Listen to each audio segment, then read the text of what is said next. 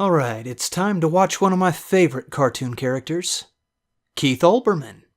I did not write what follows, but it is perfect. So I will read it as it was written, and then I will give you the backstory afterwards. It's a trap! Oh, this time I'll be arguing with someone other than Keith. Can you imagine? An old-fashioned rabbit trap. How quaint. Well, someone went to a lot of trouble. I won't disappoint him. I can go along with a gag. We cannot have a country led by a president subject to ongoing criminal investigations, potential indictments, and never-ending hearings. Wow, dumber than advertised. We cannot have a president under that level of scrutiny that inevitably leads to even more questions and more investigations.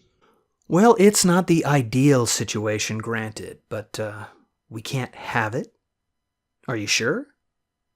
You realize that invites less than ethical politicians to set up phony crimes.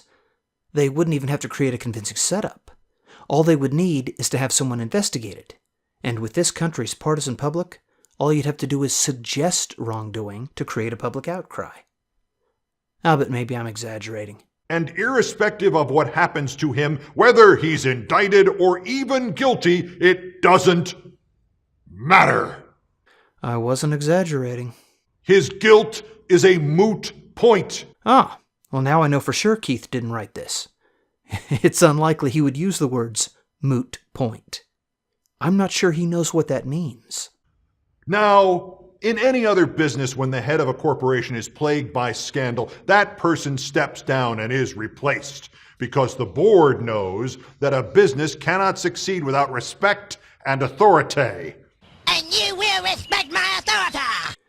It's starting to show. Olbermann really is becoming a cartoon character. How do you think the world is going to look at the United States when a man under federal criminal investigation who's lied repeatedly to the American people is elected?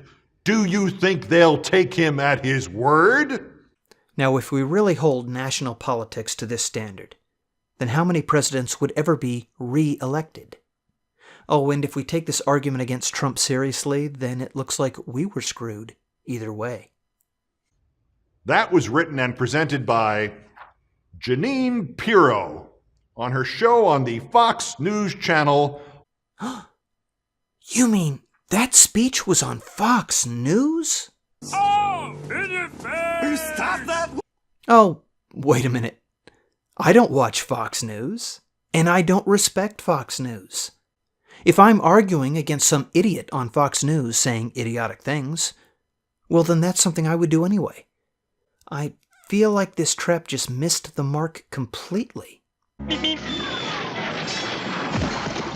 The piece that Keith has read sounds very much like something he would say himself, which is part of his point. But without meaning to, he has shown us that his own irrational tirades resemble the irrational tirades of his opposition. It was her final argument for why you could not vote for Hillary Clinton and must instead vote for Donald Trump. We cannot have a president under that level of scrutiny, whether indicted or even guilty. It doesn't matter. Guilt is a moot point. I said it before, this logic would defeat both candidates. So I'm not sure what point he thinks he's making. Keith may have exposed the stupidity of a Fox contributor, but he's done nothing here to help his resistance. I changed all the she's to he's. Ain't I a stinker? Yep, he's really becoming self-aware. He's admitting that he's a cartoon character. He's not this one, though. Am I a stinker? Considering the impotence of his message and the constant frustration at the hands of a rather ludicrous nemesis, Olbermann resembles Dr. Doofenshmirtz. Your hot dog is no match for my bratwurst! No, my artistic integrity and I are out. I'm a failure! I'm a failure!